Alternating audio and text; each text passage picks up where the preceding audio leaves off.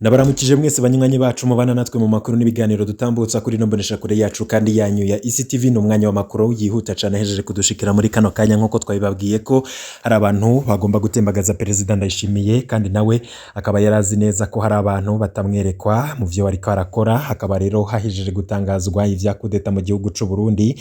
Perezida Ndayishimiye amaze iminsi mu ngendo, ariko nanone ako karwi kakaba kariko karategura kumukura ku butegetsi. Banywanyi bacu tugiye kubashikiriza amakuru ateye ubwoba kumbonesha kure ni radio vy'igihugu, bikaba vyakikujwe n'abasirikare benshi cyane, ibikoho bikomakomeye, imbwa zo gusaka, ibigwanisho ndetse n'ibindi bikorwa biteye ubwoba biriko biribonekeza cane ku nsamirizi n'imbonesha kure vy'igihugu, aho bivugwa ko hari abantu bateguye gutembagaza Perezida Ndayishimiye.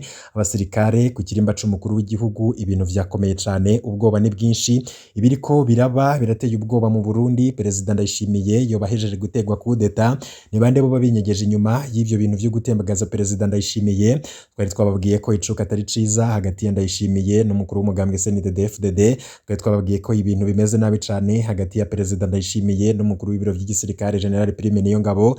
Twari twababwiye habihangange bishigikiye General Ngiyome Bunyoni. Ivyo byose vyoba biriko birakora ibintu bikomeye cane kandi biteye ubwoba, bishobora gutuma Perezida Ndayishimiye atembagazwa ku butegetsi. Amakuru yahejeje kudushikira na makuru adahumuriza. Perezida Ndayishimiye ubwoba ni bwinshi cane, abo muri CNDD-FDD ibintu vyakomeye, umuryango w'umukuru w'igihugu uri mu bwoba, abajenerali batandukanye cane abadashigikiye kudeta bari mu bwoba. Perezida Ndayishimiye arashobora gutegwa kudeta. Ese vyoba vyaheze kudeta yabaye mu gihugu c'u Burundi? Ku mbuga ngurukana bumenyi ndetse no mu menyesha makuru bitandukanye hatanguye gukwiragira amakuru ko kudeta yamaze kuba mu gihugu c'u Burundi. Bimenyesha amakuru yo bibikorera mu Burundi, yo bibikorera hanze y'igihugu, biriko birandika ko kudeta yamaze kuba.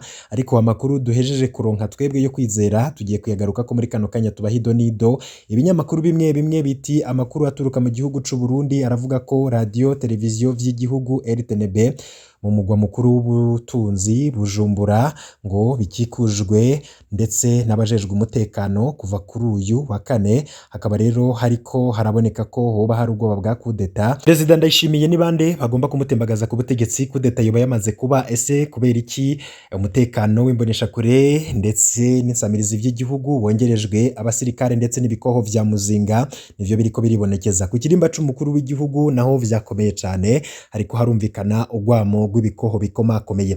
Nkuko rero amakuru twamaze kwegeranya bivuga, bikaba vyatanguye abasirikare, ibikoho bikomakomeye, imbwa zisaka, bikaba vyaraye vyongerejwe ku radio na televiziyo vy'igihugu RTNB.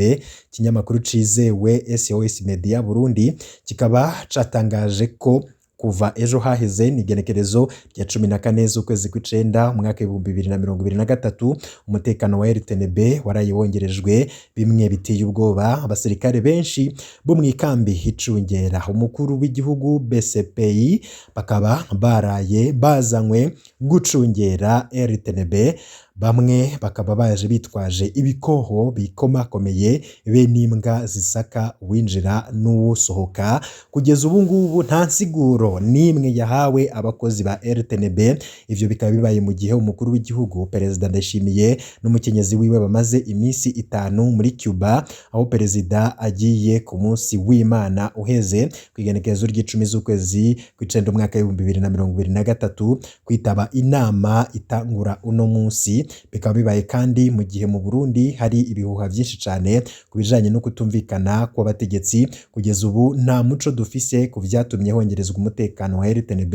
Uwagira ico menye akaba yotwandikira. Ariko nanone andi masoko atandukanye batifungwa rya General Ngiyome Bunyoni ryo bari kujyo rikorera kwega ibi bintu ishavuriraniga mu bihangange muri CNDD-FDD, kuko abenshi bashigikiye Ngiyome Bunyoni kandi ivyo yakorewe ntago bashobora kuvyihanganira mu gihe Perezida Ndayishimiye nawe bataramukura ku butegetsi. Amakuru avuga ko ibihangange vyacanyemwo mu gatondo kuno munsi nibwo twari twababwiye ko Perezida Ndayishimiye yoba yaranditse itegeko rikura General Prime Niyongabo rimukura mu mabanga, ariko vya bihangange bikanana bikavuga ko bidakunda ko Perezida Ndayishimiye ashobora kwirukana igihangange nka General Prime Niyongabo, kandi General Prime Niyongabo akaba ari we yaramucungereye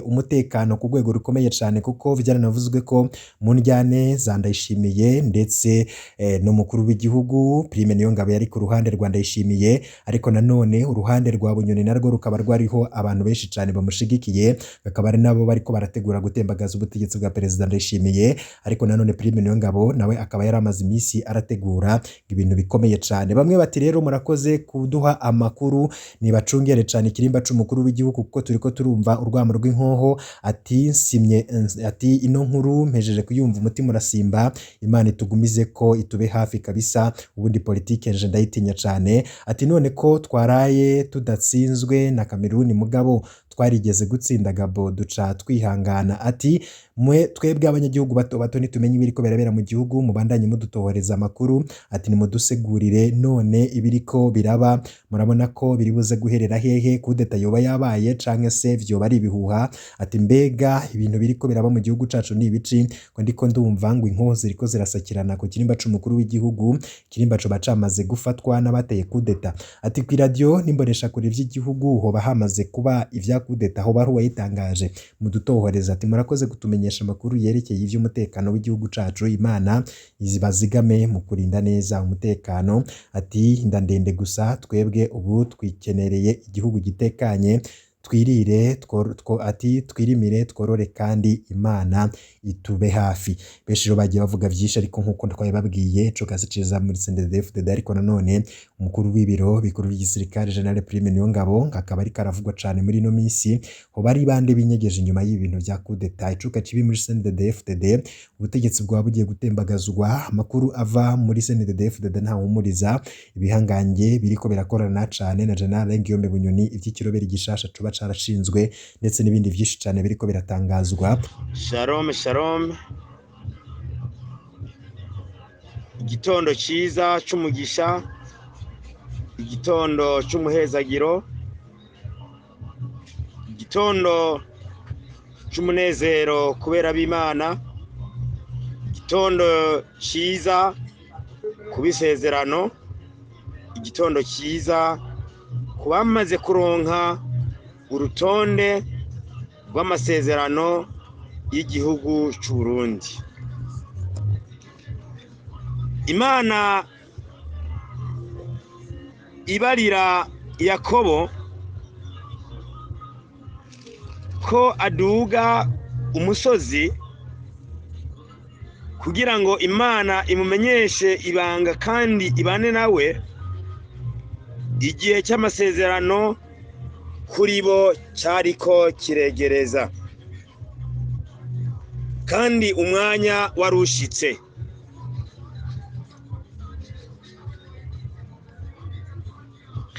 Niho Yakobo amaze kubwirwa n'Uhoraho ico Imana yamubariye, nawe yagishikirije abantu bari kumwe nawe, kuko yaravuganye n'Imana yiwe, kandi Imana yiwe yari imwishuye kuco yamuhamagariye ku musozi i Beteli. Aha mu Itanguriro 3:5 uhereye ku murongo wa 2 haravuga ngo maze Yakobo aca abarira abiwe n'abari kumwe nawe bose ati nimukureho ibigirwamana by'abanyamahanga biri muri mwebwe, mwiyuhagire mwambare izindi mpuzu. Imana yari ivuganye na Yakobo. Uno munsi Imana yavuganye natwe ku musozi, kuko yari izi isezerano aho riri kandi umwanya aho wari uri, kandi niko byategeza kugenda. Rero aba bantu bamaze gukuraho imyambaro mibi bari bambaye, bagakuraho inyigisho bigishijwe n'abanyamahanga, ni kuvuga yuko Imana yaciye isohoza isezerano kuri bo. Imana bahezegere kandi bahe umugisha. Nagira nakubwire ko isezerano rimaze gusohora, amadini agiye kuzorira kandi agiye kuzoboroga, kandi ukuboroga kwabo ntacyo bizobafasha. Iraba ahanye mw'itanguriro igice ni ca 27 ku murongo wa 34 haravuga ngo Esawu yumvise amajambo ya se araturikisha aborogana umubabaro mwinshi cyane, abarira se ati mpezagira nanje se muvyeyi, nanje aramwishura ati murumunawe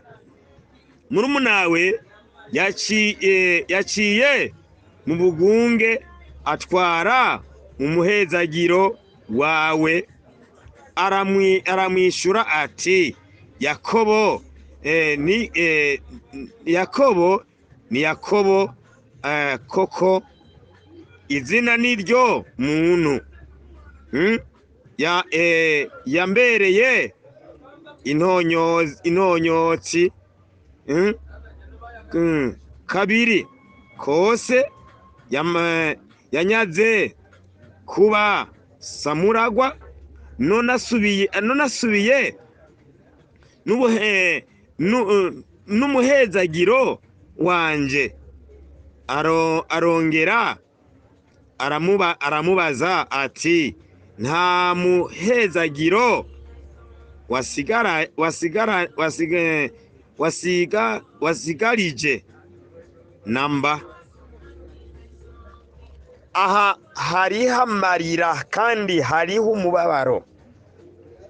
Ni kuvuga uno munsi ubabwiye ati ngira isezerano ryasohoye ku Burundi, ntibakumviriza ahubwo bagutera iki? Bagutera amabuye. Ubabwiye ati ngira ishengero uhoraho yamaze kwigaragaza mu gihugu cy'u Burundi ari ryo ririko amasezerano, abantu ntibabyumva kandi ntibashobora no kubitahura.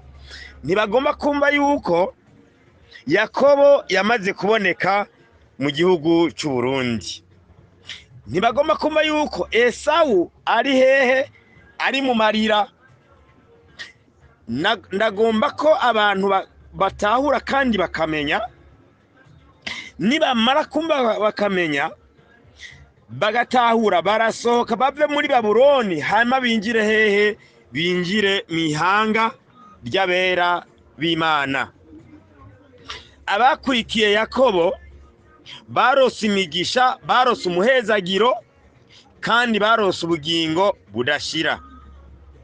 Abakurikiye Esawu batahiye amarira, batahira kuboroga, kandi ntacyo ise wabo yabamariye.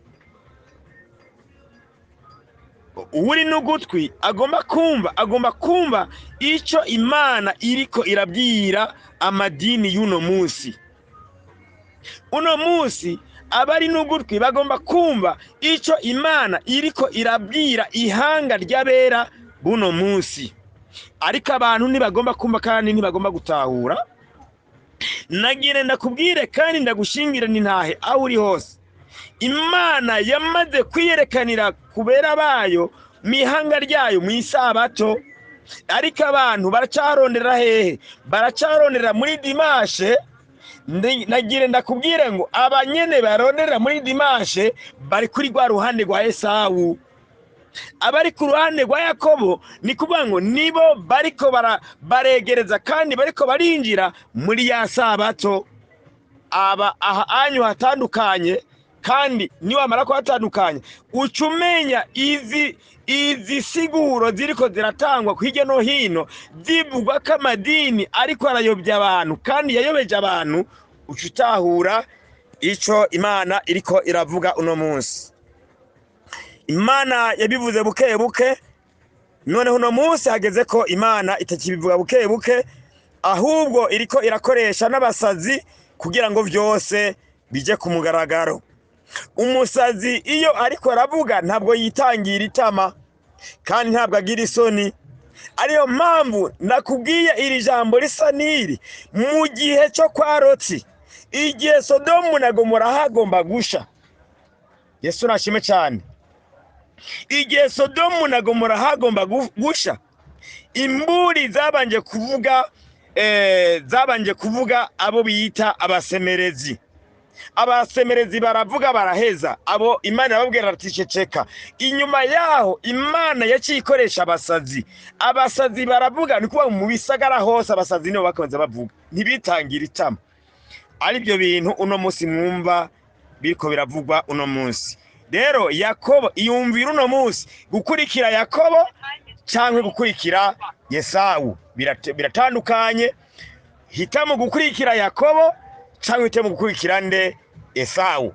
Aba bose bari ku madini, nk'uko yose agiye gusamburirwa hasi, ni kuvuga yuko abanye bari ku ruhande rwande, bari ku ruhande rwa Yakobo, rwa Esawu. Abari mu ihanga Imana yamaze gushira mu gihugu cy'u Burundi, ariryo rigiye kuva, ariryo ryamaze kubonekamwo ihanga ry'abera b'Imana, kandi ariryo ririmo ubu burongozi bugiye kurongora ihanga ry'abera b'Imana, kandi rikaba riko rirakorera mu gihugu cy'u Burundi. Aha niho ugomba kuronderera nde? Yakobo. Uri n'ugutwi yumva niyumve, kandi uri n'amaso nabone, kandi uri n'ubwenge na tekereze hanyuma atahure. Nimukangwe n'abariko baravuga yuko aya madini yamaze kwinjira mu macakubiri, kandi ntibariko barabesha, ibyo bavuga ni iby'ukuri. Kandi we ubwiwawe nutaraba neza, ibyo onya nibyo bigiye kubahitana, nk'uko byagenze mu gihe cyo kuri Loti, kandi nk'uko byagenze muri cya gihe cyo kuri Nowa. Jewe rero abo bantu bariko barasemerera bavuga ati nyabuna mwabantu mwehunga, mwamoko mwe ni muhunge, murabe ibintu mwinjiyemo ko ari bibi. Wewe nutahunga, wewe ahubwo ugiye gushana nabo bantu, kuko umuriro nguwu uratibutse, kandi umuriro nguyu uraje. Ndangije sabira umwe wese herezo ryiza, kandi sabira umwe wese ko yokunzura amagara yiwe, kandi nanjye nisabira iherezo ryiza mu izina ry'Umwami wacu Yesu Kristo. Amen.